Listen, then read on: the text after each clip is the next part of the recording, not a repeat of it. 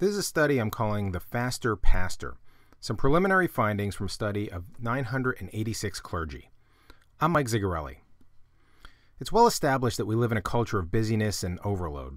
Despite the predictions of 40 and 50 years ago that technology would bring with it the 20-hour work week, the statistics show just the opposite. People in the United States are working more hours than ever, according to the Bureau of Labor Statistics, a trend replicated in other areas of the world, especially Asia. There's also been a growing interest in how this cultural trend is affecting the work of our clergy. Typical is this comment from Jay Kessler, the former president of Taylor University.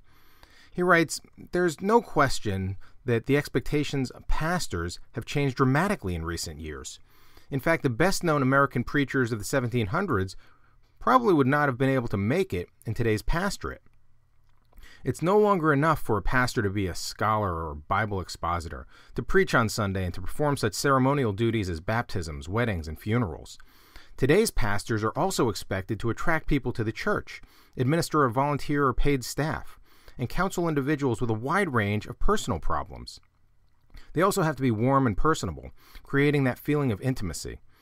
No matter how large or small the church, the people coming through the doors on Sunday want the pastor to make them feel loved and important.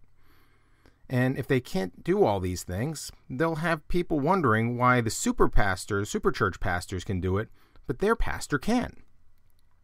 Confirming this pernicious trend, there's also survey evidence from places like Lifeway and Barna, as well as from dissertations and other research. During the past 10 years, I've been doing some of that research too, collecting information on Christians through my website, assessyourself.org. My current database includes information from more than 35,000 Christians worldwide, and germane to this broadcast, there are almost 1,000 pastors included in the dataset. I analyze the surveys submitted by these pastors to estimate the extent to which they consider themselves overloaded and how, if at all, that may be affecting their spiritual condition. Here are the demographics of the study. There are 986 pastors in the sample, which includes not only senior pastors, but also associates and lead pastors of discipleship, worship, and youth. In all, there are 233 women and 753 men ministering in 49 countries, with about 3/4 of them in the United States. They represent dozens of denominations, with the greatest representation from pastors identifying themselves as Assembly of God, Baptist, Methodist, non-denominational, and Pentecostal. The age of these pastors ranges from 20 to 72, with the average being 44, and the number of employees reporting to these pastors ranges from 0 to 250, with the average being about 6. Several of the questions on my surveys deal with the issues of busyness and overload. Let me get right to the findings. For the survey item, I rush from task to task. Survey takers were given the choice of, "This is never true of me," "Rarely true of me," "Sometimes true," "Often true," and "This is always true of me." And on this issue, we see that a lot of pastors say this is the norm. More than 50% of them say that they often or always rush from task to task. Mind you, this sample only includes the pastors who weren't too busy to complete the online survey, so this may in fact mark only a lower bound to the problem. But it is a problem. It's hard to excel when one is in a hurry, much less to properly love and care for the people around us. Another indicator of their hurried lifestyle might be this one: "I eat quickly." You think your pastor is having a leisurely lunch while you're huffing and puffing to get through your day? Think again. 1 out of every 2 says that eating quickly has become a way of life. And perhaps not surprisingly, given all their rushing, 48% of our pastors say that they're often or always exhausted at the end of their day.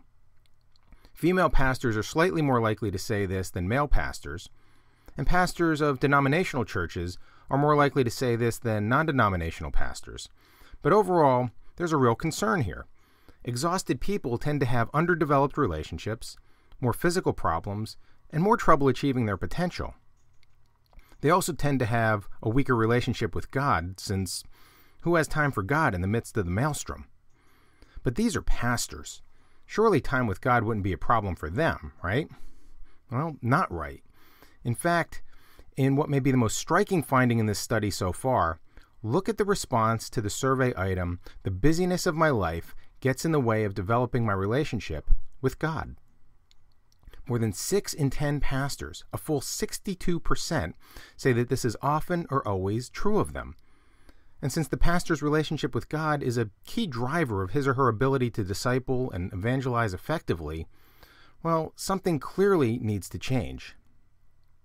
Is there a solution? Or is it inevitable that we'll conform to the frenetic culture in which we live and work, remaining rushed, exhausted, and often distracted from God? There is a solution, I think. Let me suggest that at least part of that solution lies with those who oversee the pastor's work. The job may very well need to be restructured to give pastors more space, to allow them to focus on doing fewer things with more excellence.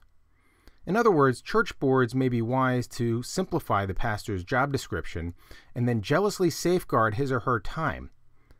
Pick 2 or 3 things that you're paying the pastor to do, tasks that no one else in the congregation or on the staff can do, and design the work accordingly. Cut away everything else. And pastors, for their part, have a role to play too.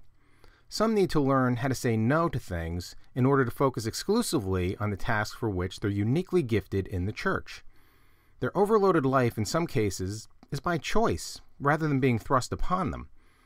Many of them take on additional responsibilities voluntarily, whether out of compassion or out of a desire for control.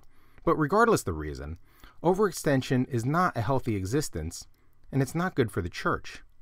Nor is it the life that Jesus died to give us. It was Peter Drucker who famously said that churches would be much more effective if they eliminated 80% of what they currently do and put all of their resources into the remaining 20%. There's real wisdom in that remedy. This spiritual problem that we see in these survey findings may have something of a managerial solution. Simplify the leader's job and then expect great results on the handful of things God is really calling them to do. In all likelihood, they'll be in a much better position to deliver those results.